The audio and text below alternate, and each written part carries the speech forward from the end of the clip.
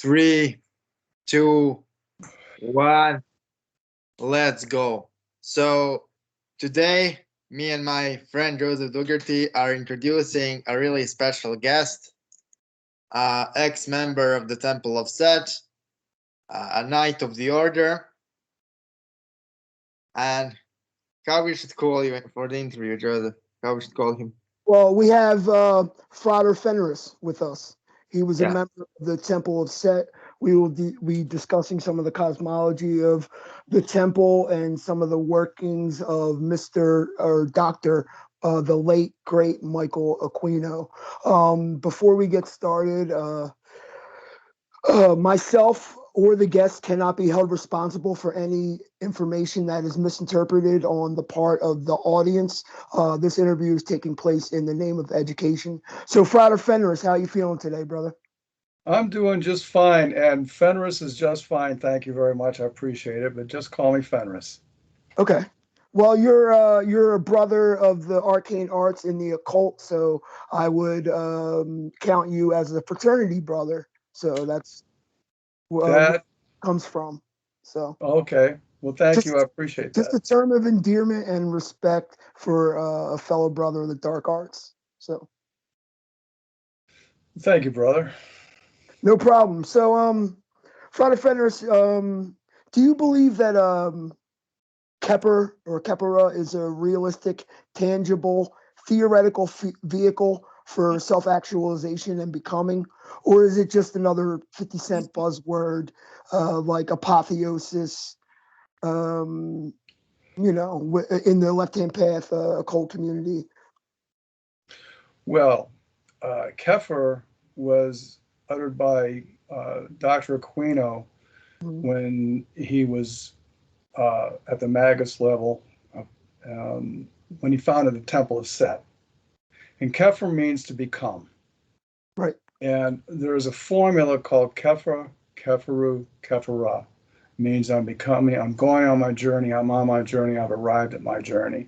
So yes, definitely Kepler is an Aeonic word that enhances the Aeon of Set and is still being used extensively today. It means to become who you are, come into being in your own right as a divine being. As for myself, speaking for myself, it's for me, it's becoming into being as a magical being.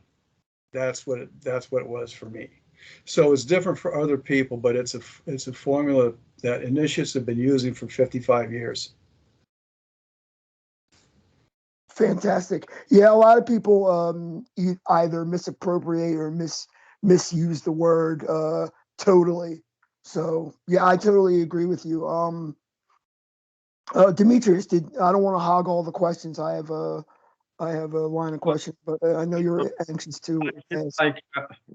I think the most important thing I can ask in this interview is, can you, sir, elaborate on what the black flame is? Because there are so many misconceptions. What is the original thought of Michael Aquino on the black flame? Well, let's see, that's a pretty good saga. Going back to the book of Enoch, when Enoch was escorted through the ethers by the angel Ragael, he saw off in the west there was a flame that was burning. It wasn't going out. It was very bright, powerful. And he asked, what was that? And Ragael said, that is the dark fire that persecutes the luminaries of heaven. So, in a magical context, the black flame is the gift of Set that separates us humans from our four-legged brothers and sisters and those that fly in the sky and swim in the sea. It's our ability to reason, to think, to be creative, to be artistic.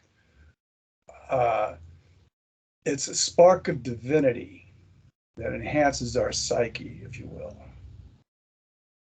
And back in the early days when I first started initiating within the temple, I saw the black flame as a power source for my magic. And so I developed a Qigong exercise to cultivate it. And I was very successful doing that. And then later I found out, you know what, it's like Qi, but it's not Qi. It's Qi-like, but it's not Qi, it's something else. So from my own experience, I can tell you that it is the divine spark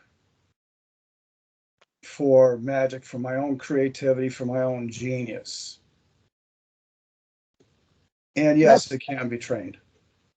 That's all. Well, another one of the concepts that have been misappropriated in darker left-hand path occult circles. It is said that the black flame of Azoth is it's your divine spark that is only given to the progeny of Cain or Cain, the devil's brood, if you will.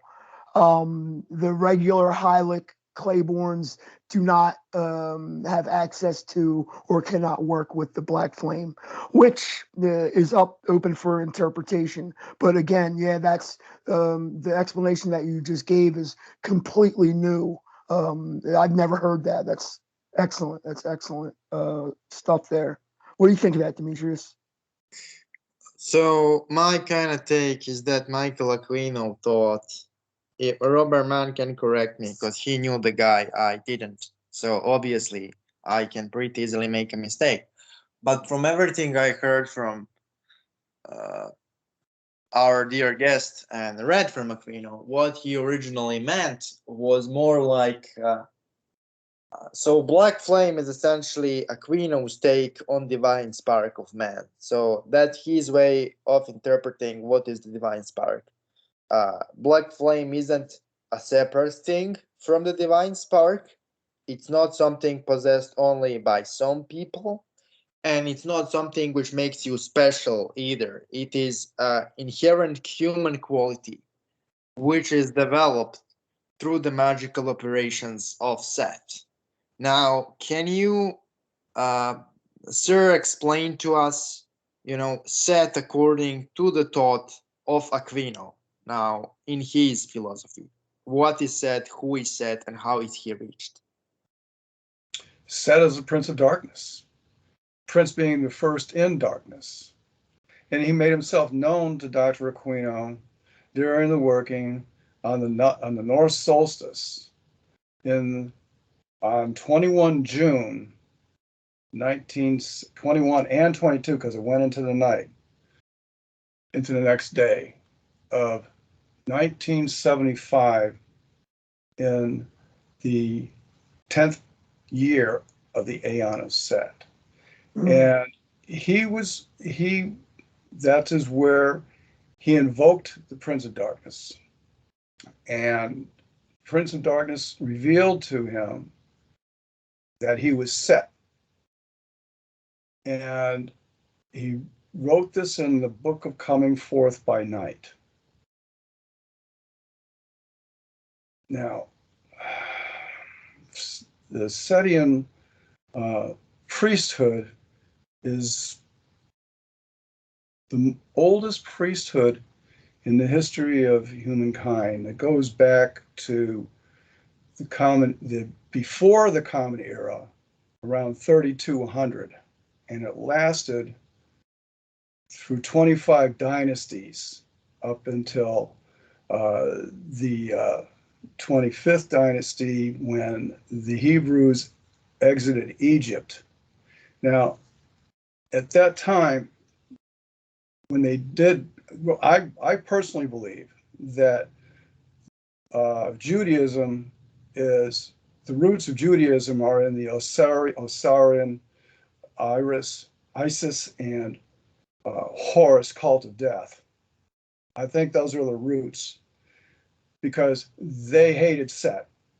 And when the Hebrews exited Egypt, they changed the name of Set-Han, which is the honored name of Set, to Satan. And that's how he became known as Satan throughout the Abrahamic religions. It's according to Dr. Aquino's research. So I don't know if you've noticed, but Demetrius, you got a ton of orb activity going on over there. I've been seeing an orb floating near your head pretty much through the, unless that's just, I have the weird lightning in my room. yeah, It cannot enter. Does that answer Weird. your question? absolutely. But I'd like to continue that question by can you explain how and why Set is the most misunderstood deity in all the pagan pantheons?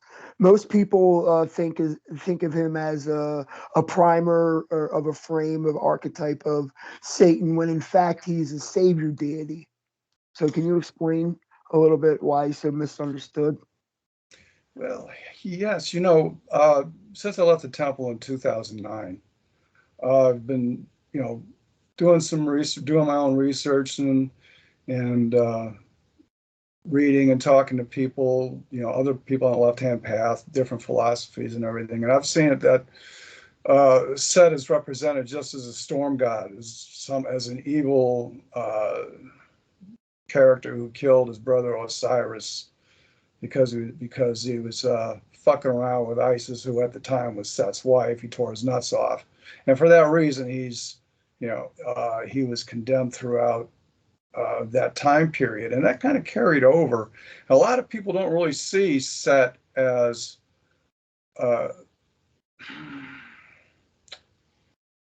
as a benevolent deity who bestowed the his gift, which is isolate intelligence, upon humankind. They don't see it that way. They see him as something else. And I think a lot of that may have something to do with the Abrahamic influences over the years. It may have something to do with some of the traditions, the Egyptian traditions that carried over. And I think it might be in that. Well, according to the mythology, a lot of the more powerful celestial gods, Zeus, you can name a couple of different high-ranking Olympians or Titans. They could not contend with Apep, and Set was the only one who was able to run Apep back into the underworld each night. So. Yeah, well, Not necessarily benevolent, but he is a savior deity. yeah, I don't know if he, yeah, well, yeah, in regards to Apep is illusion. The Indians call it Maya. And so he would chase Apep down to the underworld because Apep was out confusing people's minds. And so, not that serpents are evil. I happen to be born in the year of the serpent, and in Chinese cosmology, it is said that it was the serpent that led mankind out of ignorance and into wisdom. Absolutely. But it was in that time slot, yeah, that was part of Set's, his mission was to do that, was to chase away illusion. And Have you ever drew any of the parallels with Set and Ahriman, the Persian embodiment, Angramenyu of the devil? Because both of them in the womb tore themselves from the womb and self-created, and that there's definite parallels there. I don't believe they're the same deity whatsoever, but the mythology you have to admit all these stories, it seems like they all stem from one source, and they just go all around the world with all different cultures. Just it's the same story, you know. Yeah, that's fascinating. I'm not familiar with that one, but from what I've understand, the Prince of Darkness has manifested throughout history, throughout the world, throughout all the cultures of the world in various forms. For example, some people may argue with me, of course, but in the Order of the Trapezoid, we see how Set manifested as as Wotan, the northern manifestation of Set, and in the Aztec lands, we believe he manifested himself as Tuxequatl. In other places, in the Orient, I'm not familiar with. I should be more than I am, but I wouldn't be surprised if, yes, there is that parallel between Set in Egypt and Set's manifestation in Iran. It makes, especially you have things they have things in common. Right. So can you speak a little bit on the meaning of Michael Aquino's?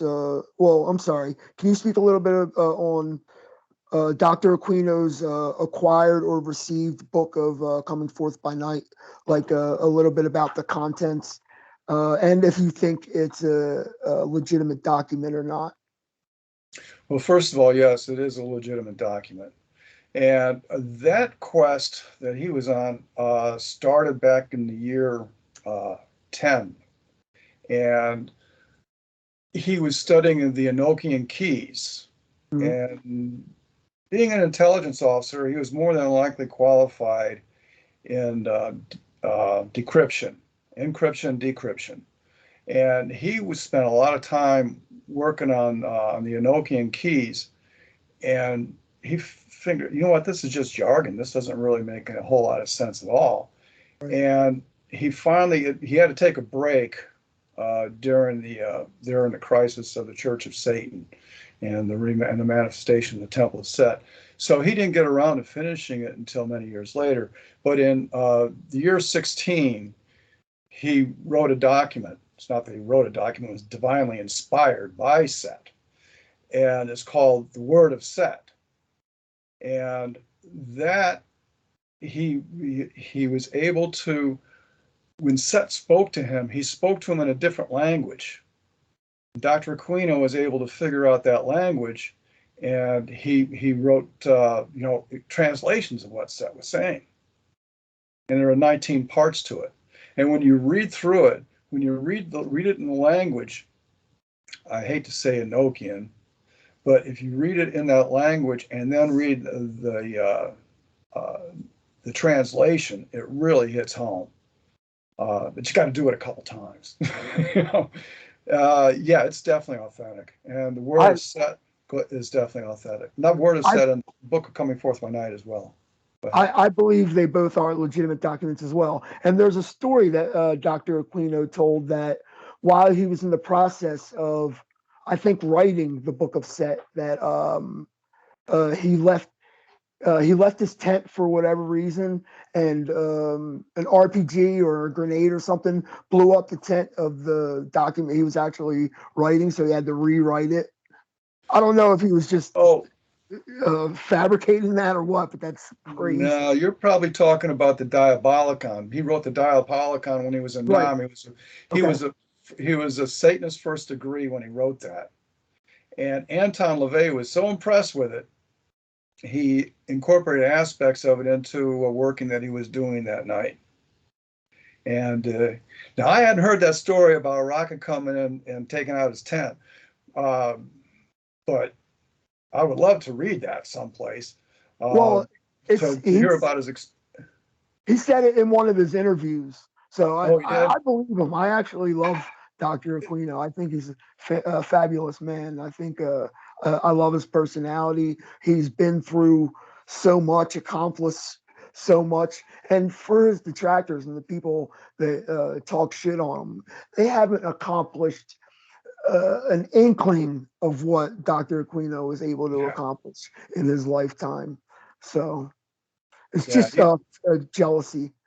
Yeah. But yeah, when he was writing that book, his tent blew up and he had to rewrite it. And for people that don't know, the Diabolicon, it's excellent. It's a version of Milton's Paradise Lost, but from the fallen angels' perspective. It's fantastic. It's completely from a satanic perspective and vantage point. So I would urge people to check that out. Go pick it up. The Diabolicon. It's an excellent book. Yes, it is. Demetrius, did you want to ask him something? So to me, well, the question is how to phrase it, because the phrasing is really important. How one can approach Seth in his daily life. What is the way of embodying Seth in daily life, according to the Aquino's doctrine? Well, I'll tell you, in the word of Seth, when Seth spoke to Dr. Aquino, he said, approach me as a friend, approach me at night, approach me as a friend, talk to me. It's the kind of thing where Seth is telling us, humans, that we're not below him. He's with us all the time. We have the potential to become divine in our own right, and we don't have to approach him as something that's above us. We don't fawn over Set. We don't worship Set in the way that people worship, other gods.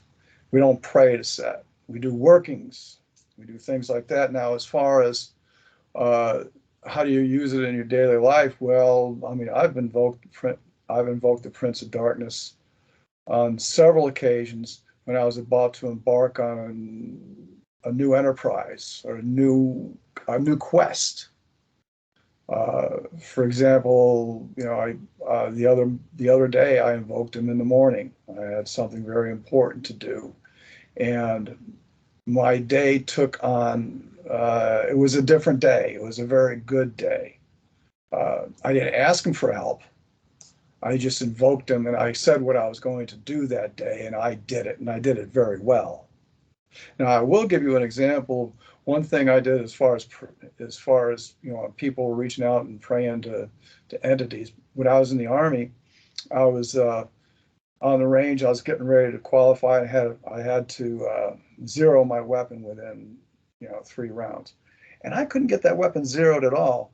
And I said, Seth, can you help me with this? I got a response back in my mind that said, you know how to shoot. You have the weapon in your hand. What are you asking me for? And I settled down, and I qualified the next 3 rounds. Okay, so he was telling me right then and there, don't ask me for help. You can do it yourself. And that's pretty much what I've done throughout my magical career. Now, whenever I do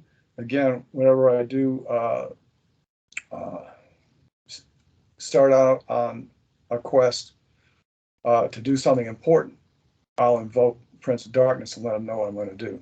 For example, I've been preparing for this meeting all week. And before I started my preparation, I invoked the Prince of Darkness. And I let him know what I was going to do and how I was going to go about it. Do you think you could share with us, if you don't mind, if it's not too private, what would one of your invocations sound like? So, because a lot of people that want to do these arts and sciences, they just don't know what it looks like. They don't know what it sounds like. How would an invocation, one of your invocations or prayers to the Prince of Darkness sound or look like? Well, I can't give you the actual invocation because that is priority information to the Temple of Set. But I can do an invocation of Lilith if you want, to let you know how I would do that. Yes. To let you see, so you can see how I would do it. Please, for the benefit of the audience and myself and Demetrius. Okay.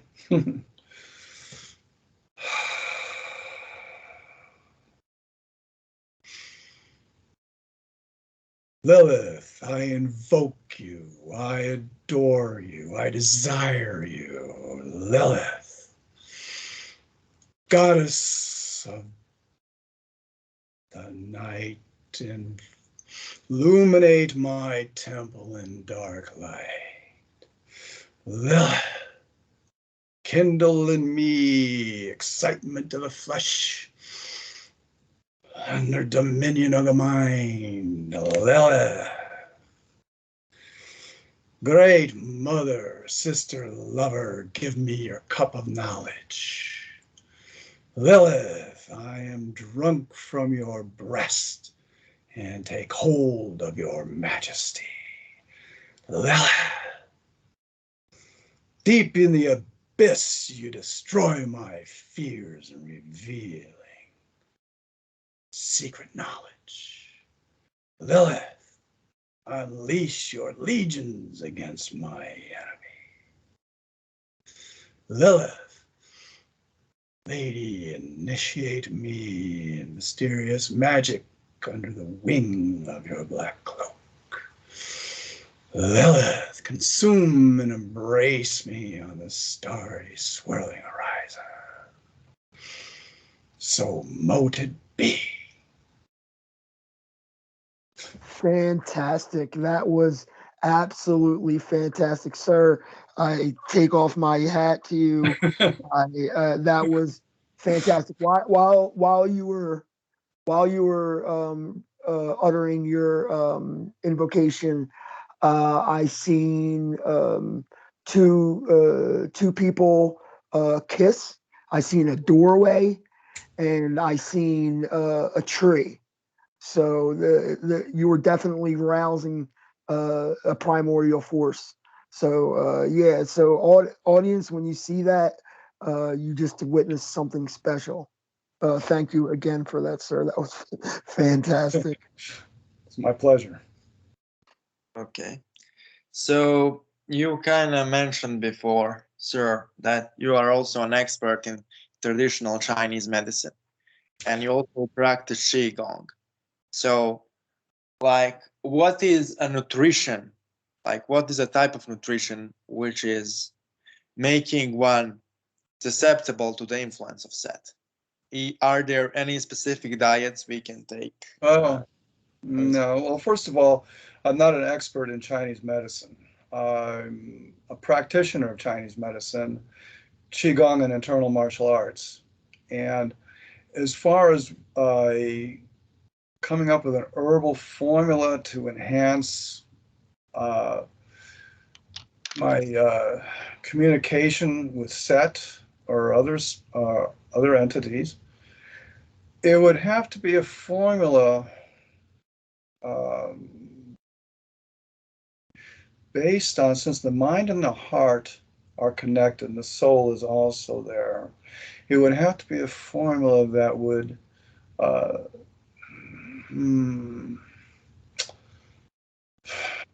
enhance movement of the qi and blood throughout in the heart. So it'd have to be heart specific, and along with the Dao Ya, with that, of course, is the small intestine, and it would have to be something like that. Maybe something connected with the pericardium.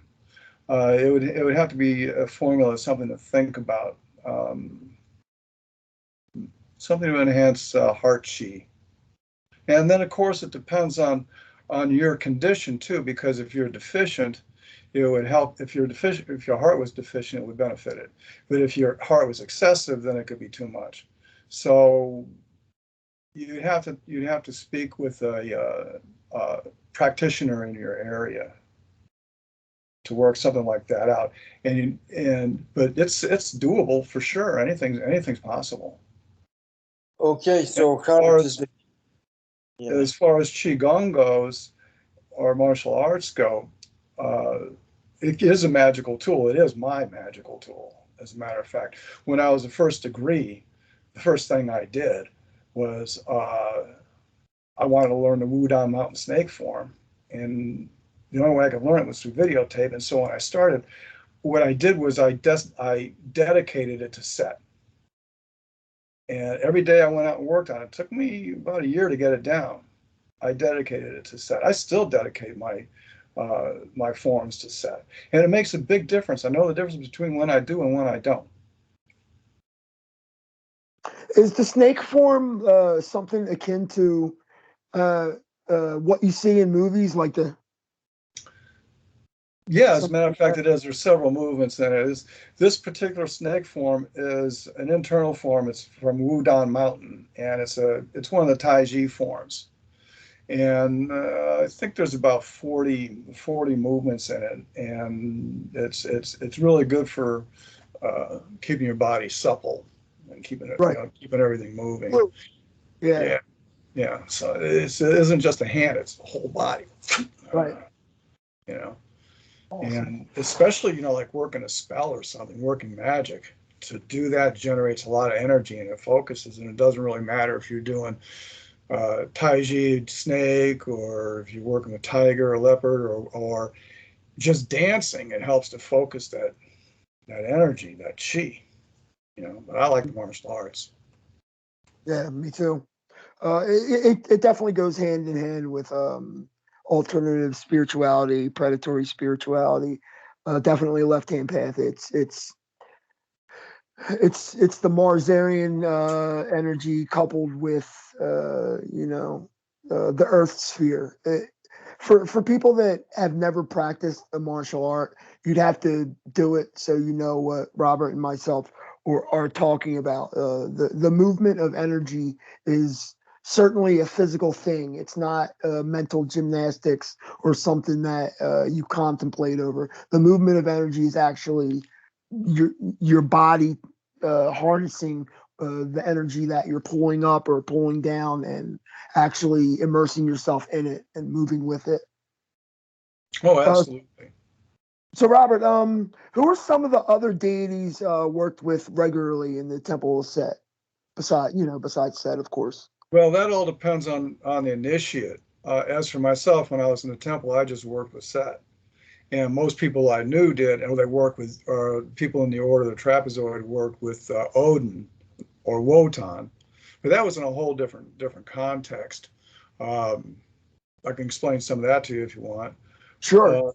Okay. Well, it's the Order of the Trapezoid goes back to the Church of Satan when it was part of the Church of Satan, and at that time, uh, it was especially school, as it still is, but they were responsible for some of the security apparatus of the Church of Satan. Now, in the Temple of Set, it became something different. It's no longer, or it is not a military order.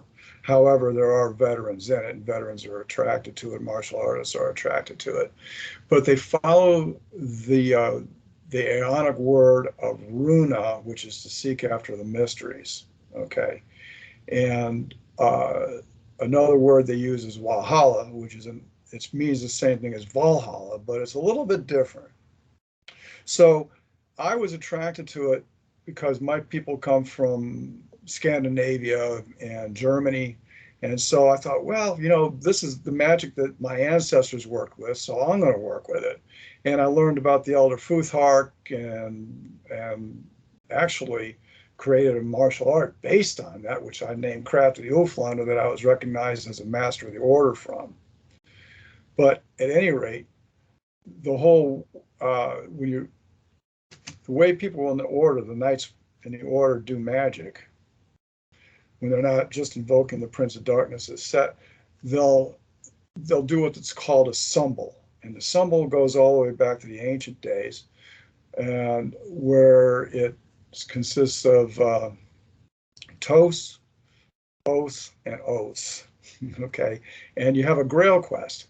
Your Grail, okay. My quest this week was this interview. Okay, so later on when I get done, I can boast about my interview. I can toast you guys. I can toast myself, and I can make an oath that I'll do something else in the future. That's called a sumbel. And so, but it's done in a northern context. When I did that in the temple with the other knights, we'd all sit at a table and we'd go round and round and we'd talk about that, what we accomplished, what we're going to accomplish in the next year, and things like that. And it's a different school of magic. And when you work with the runes, as Dr. Aquino said, is their energy cells. And I thought, wow, you can use these energy cells not only for magic but for martial arts too. And I got to the point where I was actually casting spells when I'm creating bind runes through my movements. Wow. So Valhalla, doesn't it roughly translate to Hall of the Fallen? Yes, it does. Is it so? I'm just speculating here. Is that working with the dead, the mighty dead, fallen brothers in the order, or what does that consist of? No, we don't do that. We just, refer to people who have gone on, like, for example, Dr. Aquino is now on Valhalla. And there's a Valhalla in Germany that is different from Valhalla. And Valhalla in Germany is a place where, it's a museum. Castle, right? Huh? Yeah. It's a castle. Right? Yeah. It's not, yeah. And there are people, people who've been known in the sciences and the arts, they have an exhibit, they have statues there. So that's one aspect of Valhalla, One of your brother initiates, Toby, I don't want to say his last name, but he went there and actually had the honor of doing ritual and creating sonic sigils in there. Nice. So the Yeah. how do these guys get the clearance to do this kind of exalted shit is beyond me, but more power to them, man. It's magic. Yeah, just like this. I have a lot of respect for the temple set because it has produced some of the most advanced initiates in our modern times. Another one is Diabolus Rex, the creator of Ragnarok Engine. Like these aren't guys channeling fucking Toth on the weekend. These guys are trying to create acausal singularities that'll create new realities. Like, That's right. It's out there. It really yeah, is. it's awesome. It's and I would endorse the temple set if you are desiring to enmesh yourself in advanced left-hand path magical occult work. It's definitely an order to look into. It's not a virtual Facebook group. It's not bullshit. It's an actual magical order that you're going to work through degrees. You're going to have to present theorem and working formula for your magical works, and it'll definitely get you from A to Z and every letter in between, and you won't just receive some Xerox document saying that you're now an abscissimist or whatever the hell. Yeah, you're right about that. It's the initiatory process is pretty involved. I'll be happy to discuss that with you if you're interested. If you need. Absolutely. Okay. Absolutely. Well, there are 6 degrees. Excuse me. And I'd say that, here we go again. You look at, can you see this okay? Yeah. All right, good. And this is the seal of Set. It's also the seal of the Temple of Set. It's another part of its exoteric, because there is an esoteric meaning as well. The colors represent the degree, okay?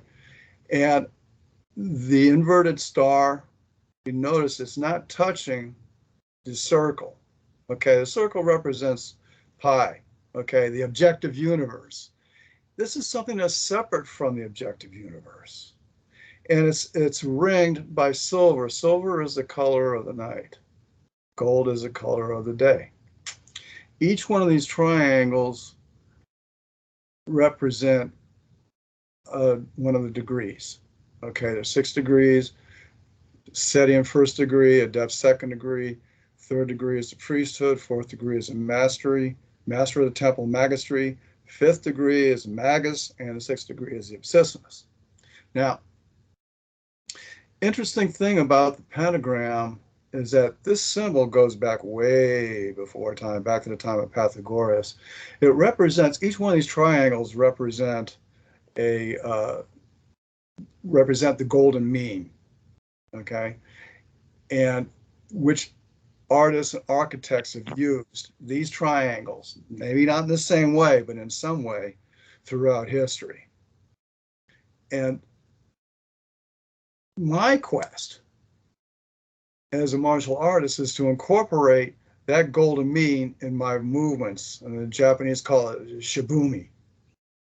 Now, this one is the degree of the first degree.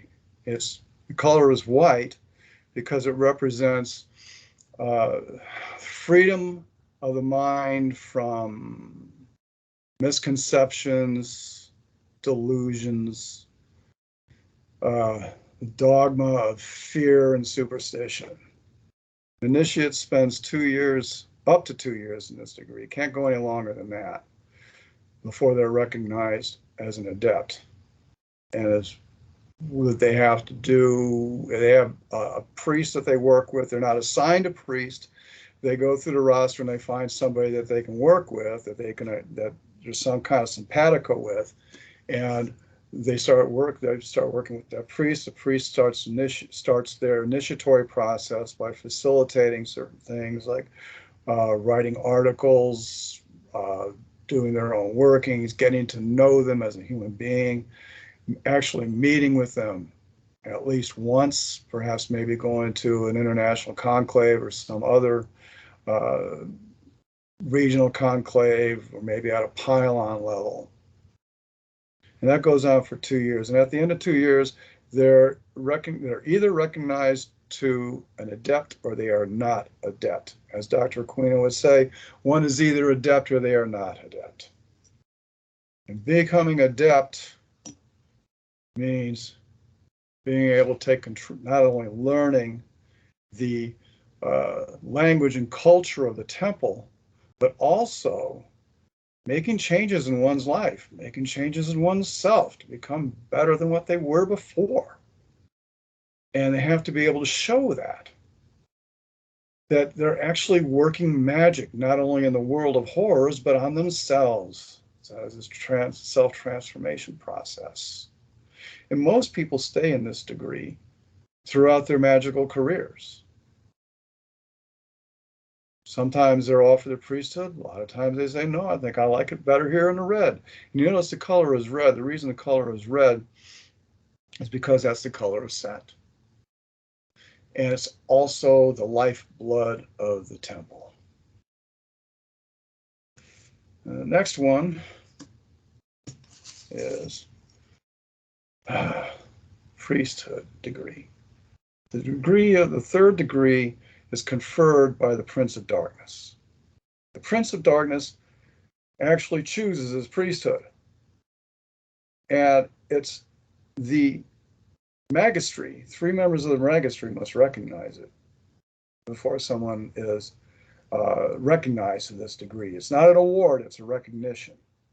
And this is primarily an administrative degree where priests they'll run pylon meetings, they'll facilitate initiation, and they'll oversee general operations at that level within the temple. And of course, they'll write articles and give presentations and things like that. The next degree is the degree of the magistry, which is color is blue. The magistry are masters of the temple. They've mastered they've mastered both the first degree, the second degree, and they're masters of the third degree of the priesthood. And they're overseeing various orders. The orders are within the temple. A lot of people think of them as colleges within a university, the occult. And they'll either found an order or they'll become a grand master of an order. Mm-hmm. And the next degree after that is the degree of the magus. The magus is a very interesting degree because, another thing is a master of the temple's got to be confirmed by the Council of Nine. Now, a magus's task is to utter a word that enhances the aeon, and their color is purple. Now, there are several words that have been uttered by maguses in the temple, my 15 years in there. First one, of course, is Kepher, which is to become, come into being, and then remanifest. For a long time, they both work together, Kepher and remanifest, because you're coming into being, but what are you remanifesting as?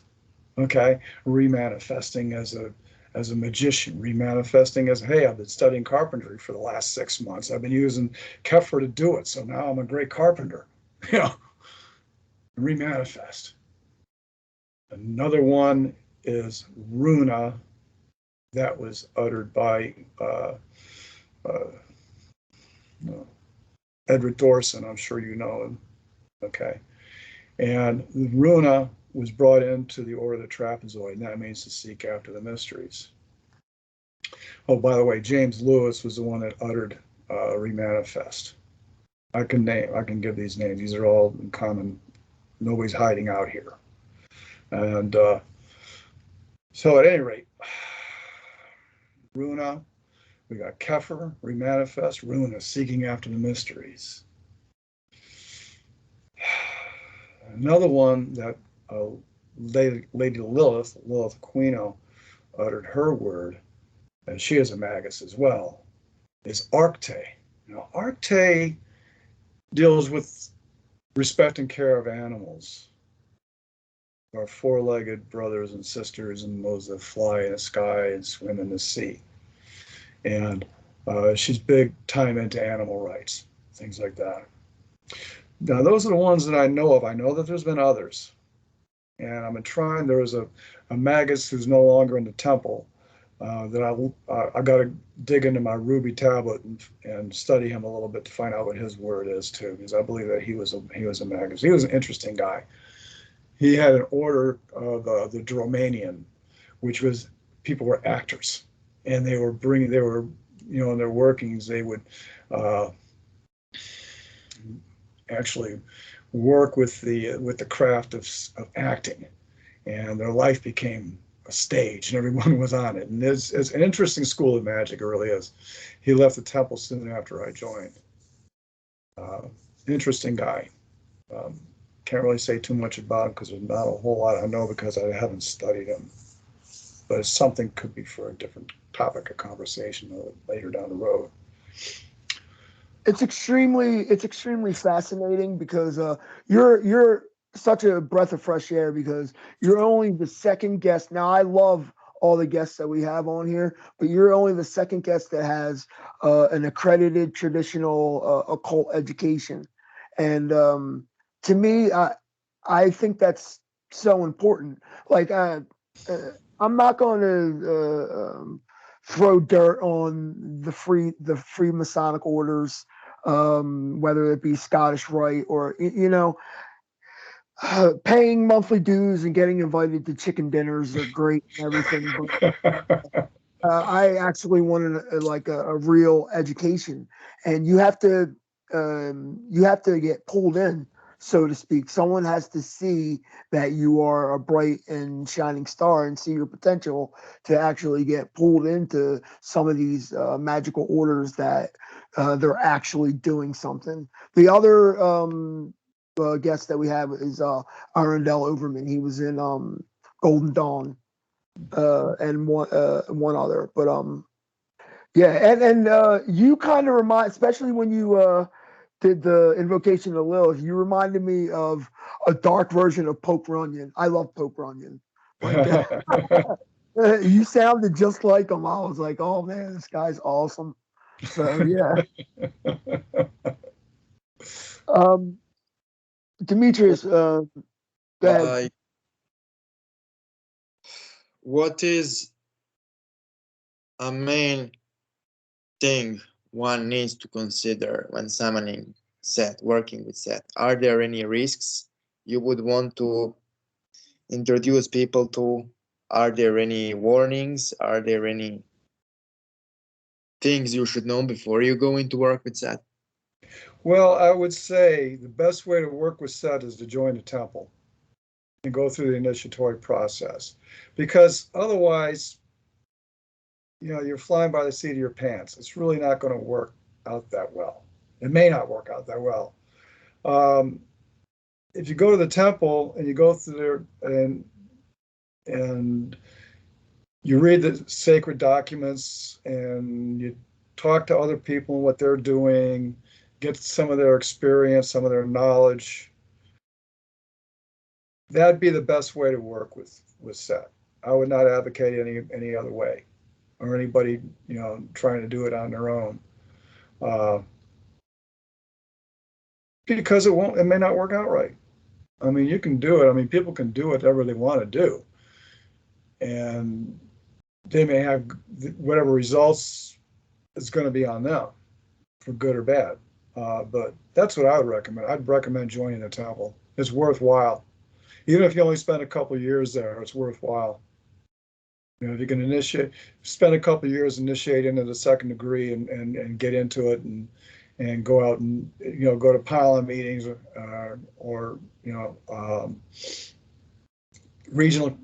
regional gatherings, international conclaves, get to meet some people, sit around, listen to their presentations and talk to them afterwards. That's really the best way to do it. I would advocate that. So I wanted to get your opinion on this. Do you foresee government entities such as perhaps the U.S. government ever enacting any laws against spooky action at a distance, or actually making laws against using black magic? Well, in some countries they already have. It won't happen here because we have a constitution that and the First Amendment guarantees us right to religion, freedom of speech, all that. Now, granted, in the age that we're living in now, uh, as you know, there's a lot of government intrusion into people's lives as far as censorship and all that. News propaganda is being presented as news. We're only being told one side of the story. For example, what's going on in Ukraine, in Russia. If you want to know what's really going on there, you have to go to other sources. You can't get it from the mainstream press. Now, as far as the government coming down and saying, making Satanism illegal or Satanism illegal, they cannot do it. As much as they would love to do it, they cannot do it. As long as that Constitution is in place, they cannot do it. They can try, they would love to, but they can't. Mm. So at this point, I'm not worried about that. That's why, I'm really not worried about using my right name, my given name, because I put it on. People know who I am when I go on YouTube and make comments. I go to channels dedicated to magic and other things too, and I just use my right name. I could come up with an email address with Fenris or something else and use that, but I'd rather not. I'm 68 years old. I'm not too worried about somebody firing me from a job. I'm not worried. Certainly not worried about being arrested for being a Setian for studying black magic, especially since I'm a veteran. I swore an oath to uphold the Constitution, and I spent most of my life doing that. So I'm not worried about that. Do you have any literary works, essays, articles, books that the public can get their hands on? Not being in the temple, have you published anything? No, I haven't. Get their hands on. Okay, yeah, because No. I'd like to read some of your theories and your working theorem in magic, for sure. No, I haven't. But perhaps one day I will, because I do love to write. What did you call that when you were making a goal? And what you referred to, you make a goal, then you do it, and then you toast to it. What was that called again? Yeah, it's called a Grail Quest. Yeah, you need to make a Grail Quest. Something glorifying Set, something working with. I'm not telling you what to write, but there's you know what you want to write. You know what you should write. You should definitely get to work on it. I'd love to read it personally. Well, it's definitely something to consider. Absolutely. Demetrius, we're right about at an hour. I have some more questions for him. How long do you have with us today, sir? I can stick around for another half hour. Cool. Yeah. So, you do Qigong, right? Yes. And there is like a few questions I want to ask about Qigong, because like we covered basics of Sethian philosophy. For advanced mysteries, first, we are not allowed to share. Second, if you were allowed to share, it would be pointless because people wouldn't understand it. But about Qigong, uh, do you like have some exercises or practices people can do, something you can publicly share about Qigong? Sure. Because nowadays it's really difficult to find legit information on Qigong because everybody is a Qigong master. And so Mhm. everybody is putting their own shit. So Right. what's the Qigong about and what are the basic exercises? And Well, there are different kinds of Qigong. Qigong means Qi, spirit. Gong means exercise. Also, Gong is a type of skill. In Gong Fu, there are many different kinds of skills. For example, iron palm is a type of Gong. I don't know which I'm sure some of your audience may know about that. And there's Gong, which goes inside. And Qigong there's medical Qigong that people can use to enhance their health. For example, there's a medical Qigong set for people with diabetes or people who have pre-diabetes. And there's in the Chen school Qigong, there's what they call Chan Gong, which is silk reeling energy. And then there is Tai Chi Gong, which is more for focused power. And then there's various Qigongs for developing iron body so that your body, when you go into combat and you get hit, it's not going to do the kind of damage it would have done if you hadn't been hit. It's slow, a lot of it's slow movement exercises, coordinated breathing. Uh, some of it's faster. Sometimes they move speed into it. It depends on what you want to do. Tai Chi by itself is, or also pronounced Tai Chi, Taiji, in pinyin, is martial Qigong because it is a martial art, but it's not Tai Chi Chuan. Tai Chi Chuan is grand ultimate fist because Tai Chi means grand ultimate. What you're doing is you're harnessing both yin and yang in your movements. So it translates to grand ultimate fist. And then that has several aspects to it when you use it in combat. For example, you have cavity press, where you actually work on an attack point, Qin Na, and Shuai Jiao. Okay, the Qin Na is to seize and control. And you hit a pressure point at the same time, and then you take them down with the Shuai Jiao. Getting back to Qigong, Qigong is an integral aspect of any Chinese martial art. Anybody who's practicing Chinese martial arts without Qigong has got a shallow art. You got to have the Qigong to go along with it. Now, in a magical context, if you're working with the black flame and you understand the black flame, and you can bring the black flame into your Qigong. So you're actually harnessing and using the black flame when going through your movements.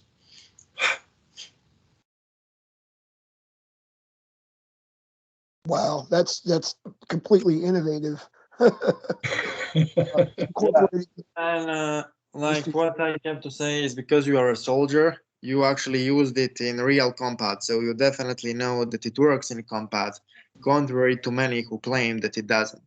Because there is a lot of people who claim that it doesn't work, but you use it in real combat. So when somebody is trying to shoot at you, you You got to get down. yeah. Yeah.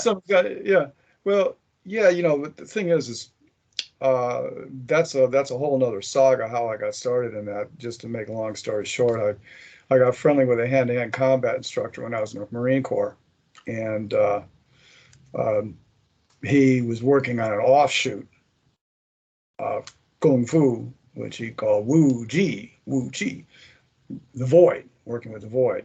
So I learned from him and eventually became a fourth dan in that art. Anyway, I've used it not while I was in the Army or the Marine Corps, except when I got in fights with guys in the barracks and shit like that. But I've used it, it's been a professional skill throughout my life. I've worked tactical security, executive protection, and investigations. And yeah, I've used it on the street for real, and it does work. I make it work. You got to make it work. A lot of people study these arts and they're really good in competition, but when they get on the street, they're not in competition. Okay, it's different. The street's different because anything can happen. There's no referees there. Now, granted, there are some guys who do fight in tournaments and are able to translate it to the street. That's possible. That is possible, and people do it. But you got to make it work on the street. You got to make it work. It's not going to work on its own. So a lot of people aren't aware of this, but Seth is actually a patron to those that are involved in the fields that you're describing, tactical combat and spy work. Being an agent, Seth is actually a patron to anyone who's involved in espionage or hidden government works.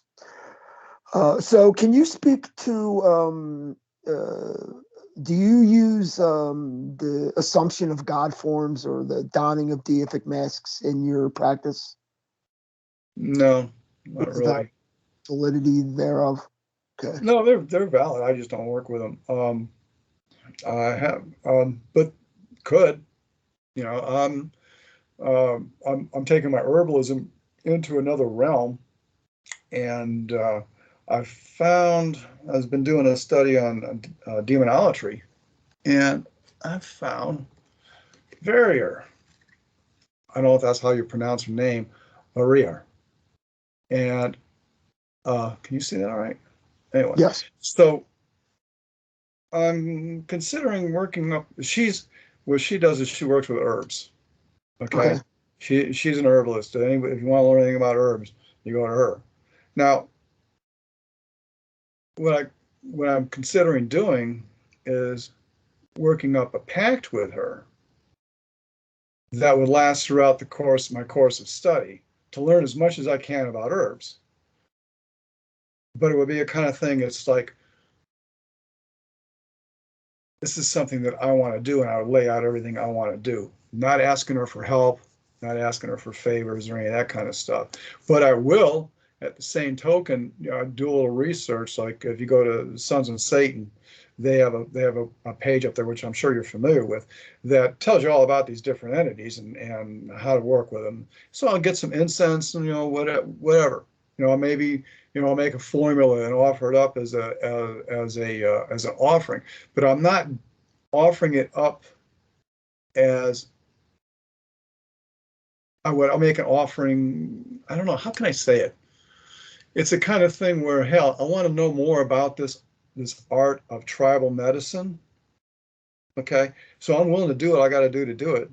And Verrier, she's the daemon of herbs, one of the daemons of herbs. So why not, work with her? Why not invoke her? Absolutely. Yeah. Another useful spirit concerning the use of herbs in magic is the fallen watcher angel Shemhazael. That's another excellent spirit for using herbs. Can you give our audience and myself and Demetrius some of the corresponding herbs that Seth is aligned with? That might be lucrative to honor Seth. You know what? I don't know. I've never seen anything like that. Um, let me just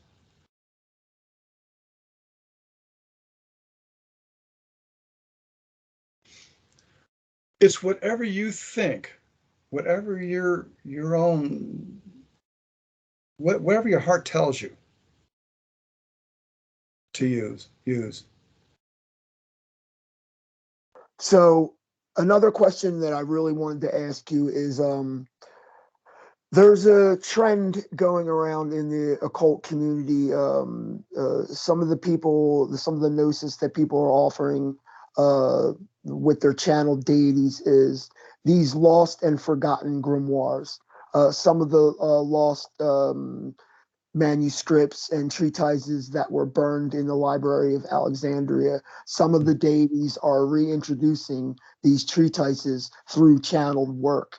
Have you been inspired to give any channeled work of anything like that from Seth? Because I feel like the available knowledge on Seth is totally limited, and I feel like the deity is handicapped as far. Now, I'm not saying that he's weak in power or anything like that. I'm saying he's handicapped when it comes to people connecting with him based on the available knowledge. I feel like the deity would benefit to adepts bringing forth more knowledge for working with Set, because he's a fantastic god. He's a fantastic Neteru, and it should be worked with more. You don't hear about many people working with him except for affiliates and adepts of the temple. And I feel like he should be worked with more for just people that are being introduced to the occult. I'll tell you what, read a book by Don Webb. It's called The Seven Faces of Darkness. Mm-hmm. It, And Lords of the Left Hand is excellent as well. yeah, that's also very good. But have you? Seven Faces of Darkness is very good. It's excellent. It goes into that, and it was written for the general public. Okay, cool. So it's been a while since I've read it. I've got it on my shelf. It may be time to bring it out and read it again. But he goes into that, and definitely, it'd be great if more people were working with Set, more people out in the world. Yeah, for sure. And he's written other books too that you might be interested in. Don Webb's a genius. Don Webb. Oh, you know Don. Okay. Yeah. Yeah, he is a genius. So absolutely no question about it. He was a great inspiration to me during my initiation. Awesome. Demetrius, go ahead. You look like you want to ask something. So, essentially, I exercise a lot during the day because I have to. I have certain responsibilities. So, how can I bring Seth into my exercise in a really practical way? That's a question which intrigues me during this entire interview, to be honest. I would say think about isolate intelligence and the black flame. Think about what makes you different as a human. Think about your genius. The black flame and isolate intelligence. That's how I would go about it. Okay, so you actually said me a lot without saying a lot. Thank you. So glad to be of service. So one more question is, like, let's say, how to say this? Is there anything I can do to prepare for work with Seth or anybody else? Like any. I would just say join the temple. I would say start initiating in the temple. That's the best way to go about it. That's how I would. Yeah, but how to initiate into the temple? What was the process? Like how to contact those guys from the temple? I don't know anybody who is in the temple except. Okay, well, what you can do is go to kefir.org. It's spelled K-E, not K. It's spelled XEPER.org, and look at their website as it explains, goes into the history of the Temple of Set, contemporary Temple of Set, going all the way back to ancient times. And you'll find links there to the various orders and to initiates that you can contact. And if you want to join, what you can do is you can write to the executive director, because there's a link there to the executive director, and outline your background and what your desire is, why you want to join. Be sure and tell them that I said hello. And dues are, they'll give you the process after that. And what'll happen is, what my process was, I called the temple because they do have a phone number that you can call in San Francisco. Just got to look up templeofset.com.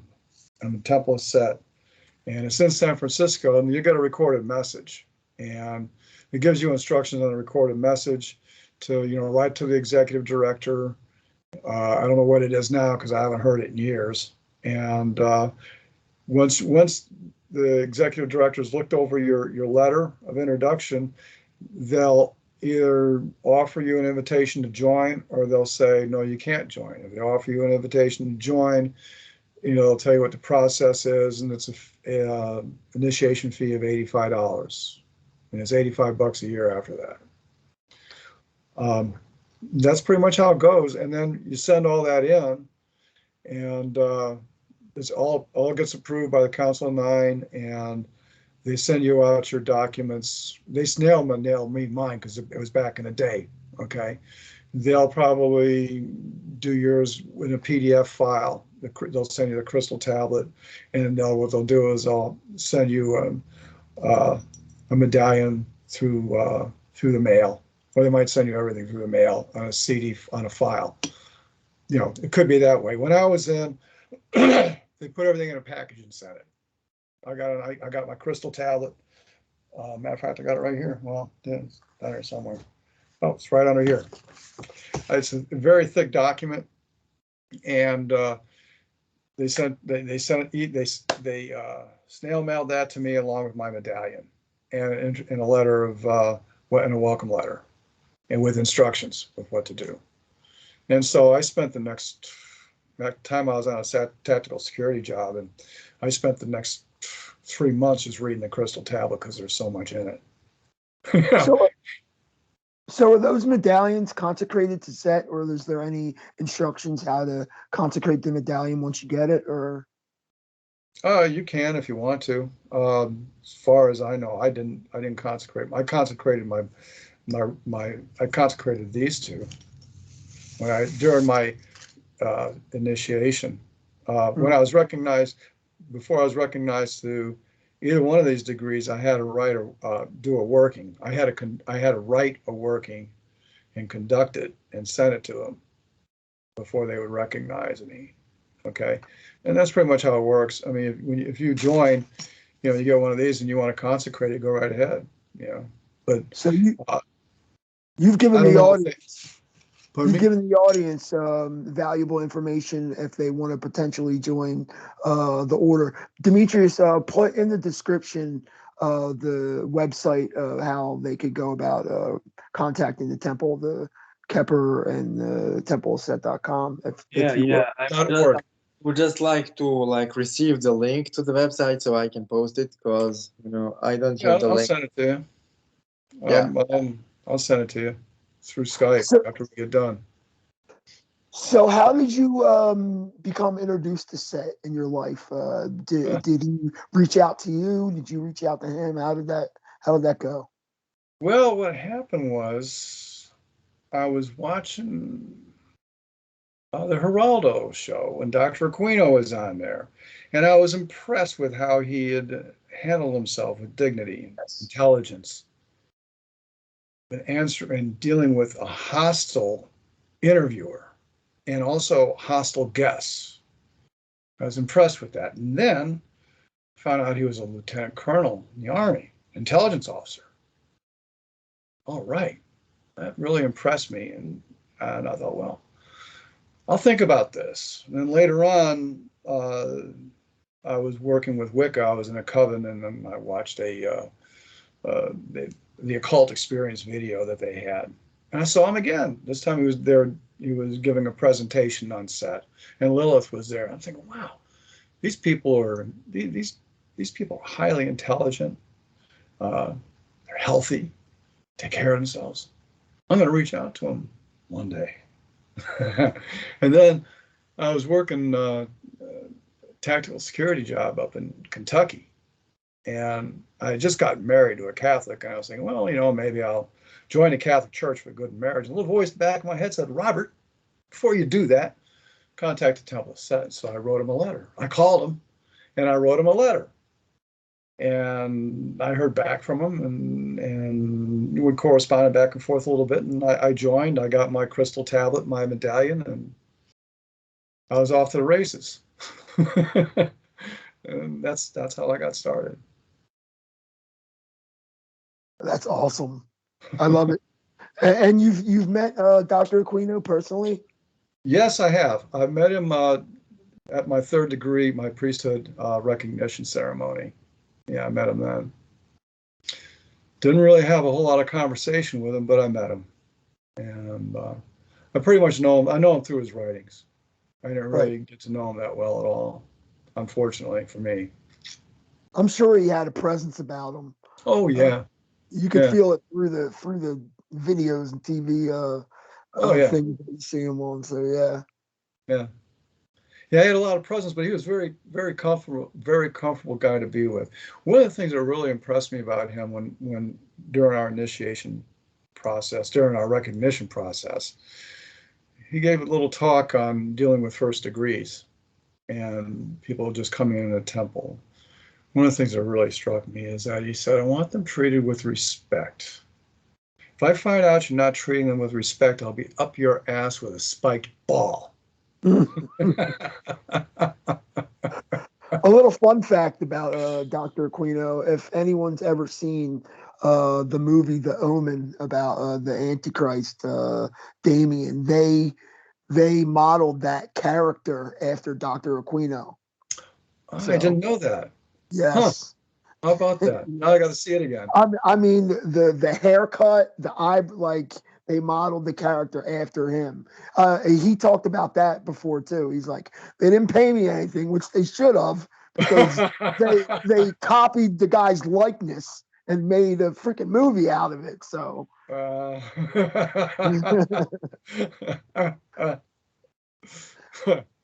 So yeah, man, you've been again a breath of fresh air. I hope you'll come on again. Thank you very much for joining us. This has been a fantastic interview. Yeah, I think the people will love this. More thing for the end. Do you have like some intense experience you want to share from your rituals? Like you don't even have to give a contact. Just do you have like some anecdotes to share from decades of experience? You practiced this before we were even born, kinda. You are interested in this occult stuff. So do you have some spicy stuff to tell us? Some spicy XP? Yeah, matter of fact, I sure can. And on this note, I had a touch of COVID back in August, and it was pretty bad. I mean, that thing had teeth.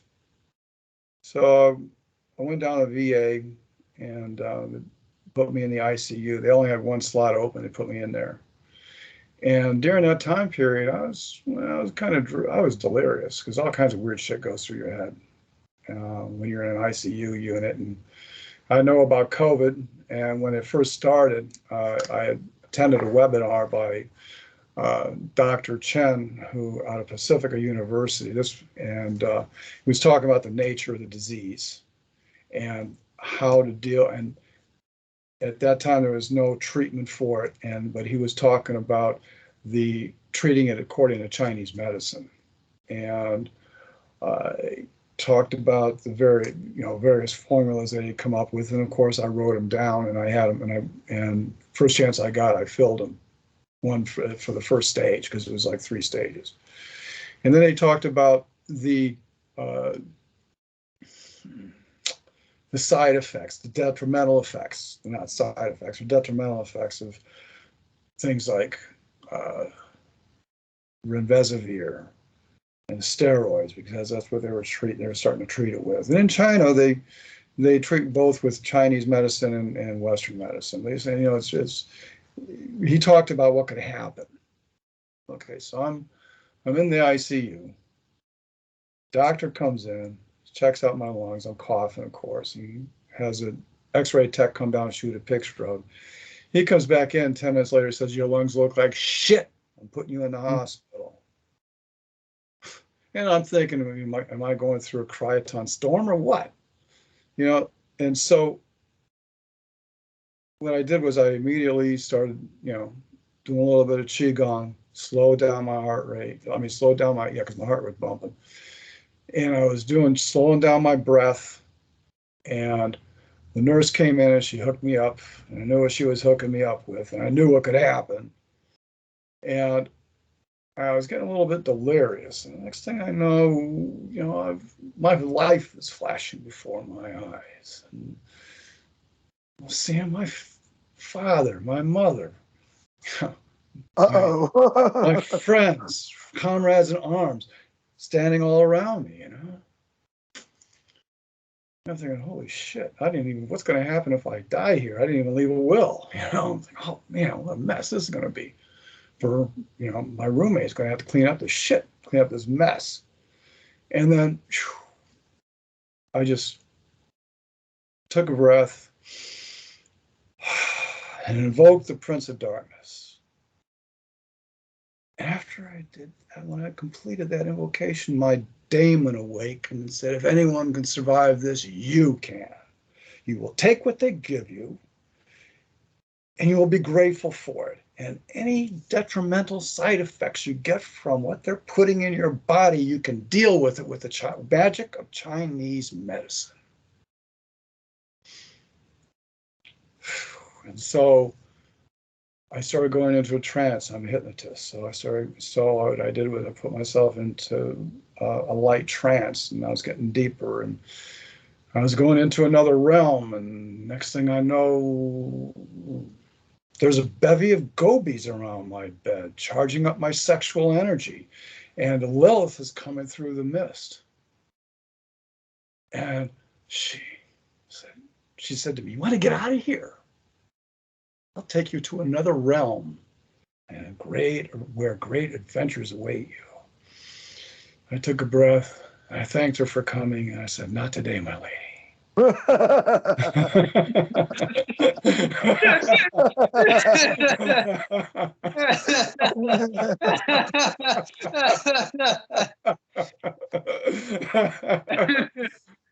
So she turned and she gave me a kiss and she walked away, and all of her gobies went with her. And then I was back and laying in that bed, getting back and, you know, going into a deeper trance state. This time I found myself in a meadow, and I was doing Qigong. And I went through all the forms of Qigong, breathing with each one of them while I was in trance. And it was a green meadow, and there was a brook. Trout were jumping in the brook. Blue skies. Birds. You know, squirrels. Whole 9 yards. I'm doing Qigong there.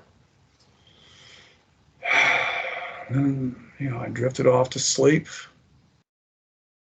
And they eventually got me up into my room, which, by the way, I had a private room at the VA, unheard of. And because I was a COVID ward, you can only take so many people, and I had one slot open. I went in, and it had a picture window, so I could see outside. I could see the city at night. It was dark, and it was great in the day. And I would get up in the mornings, and I would do Qigong, take care of myself, and go back to bed and go back to sleep, and continue with my trance work and positive affirmations. Anybody can survive this. You can. Over and over and over again. I kept thinking about, you know, visualizing getting well. And after 6 days, they took me home, And first thing I did when I got home was I started taking care of the critters. we got a cockatiel, a cat. So I took care of them, and I went outside in Lucifer's light and took care of the outside cats and fed the outside birds. And then I did another Qigong set. I felt like shit, but I did it any fucking way. And I went back to bed. And I was over in a couple days after that. I've had some, so that was my experience with invoking the Prince of Darkness to get me through a very bad situation. Wow. That's awesome. I'm still alive. I'm glad to be alive. I'd like to say hail Empress Lilith, hail Seth, and wow, man, that's crazy. So Fenris, yeah, Fenris, I am like changing. So can we like please like have part 2 of the interview? Cause like we definitely need to have part 2. This cannot be just only one interview, because I don't want to make this over 2 hours. We don't have enough time, but I still want to like ask you so many questions. So Sure. yeah, if you want, we will have part 2. Okay, Yeah, guys. to the audience, we will have Frater Fenrir back, and I'd like to say thank you for your service, and thanks for coming on, brother. I appreciate it from the bottom of my heart. It's been an honor. It's been an honor to be here. I've been following this channel for over almost a year now, and I've learned a lot while I watch, and it's a great channel. It's one that I talk about regularly. So it's an honor to be here, and thank you for having me. Thank you for inviting me. Anytime. This was a great opportunity for me to speak on behalf of Seth. And for the audience who's interested in adepts of the temple, I'll give a shout out to GB Marin. He's also another brother in the temple set. You guys can check him out. And where can the audience find you? Well, I don't have a website or anything like that.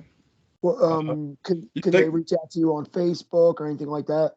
No, I haven't got anything like that going. Okay. But if somebody wants to get a hold of me, they can get a hold of me through you guys.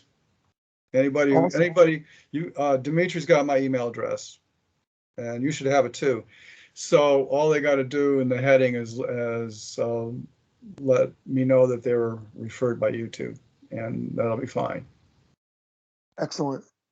Thanks again, sir, for coming on. My pleasure. Any final thoughts or closing words that you'd like to offer the audience? Just this has been a pleasure. Really enjoyed it, and it was great talking to you guys. And I'm looking forward to meeting you again. And we can talk about whatever you want to talk about, more of this or another topic regarding black magic, my experience, or any of these books that Dr. Aquino wrote. Because right now I'm reading Mind War. I'm almost done with it, and it's definitely not what people think it is. There's 2 other books that go along with it, Mind Star and Mind Far. Also be more than happy to talk about the whole scam around how they tried to ruin him and what was involved in all that, and how they tried to ruin Dr. Aquino and they weren't successful at it. We can talk about we have that to set up part 2 for the audience. Look forward to a part 2. We're going to set it up as soon as we shut these cameras off. And hail Seth. Have a great Saturday. Yeah. And thank you, Fenris, for coming once again. It's really a pleasure to talk to the old guard. Because you guys are gentlemen. I need to give you that credit. You are really a gentleman. So thank you guys for watching us, and thank you, Fenris and Joseph, for making amazing interview. And see you soon, guys. All right.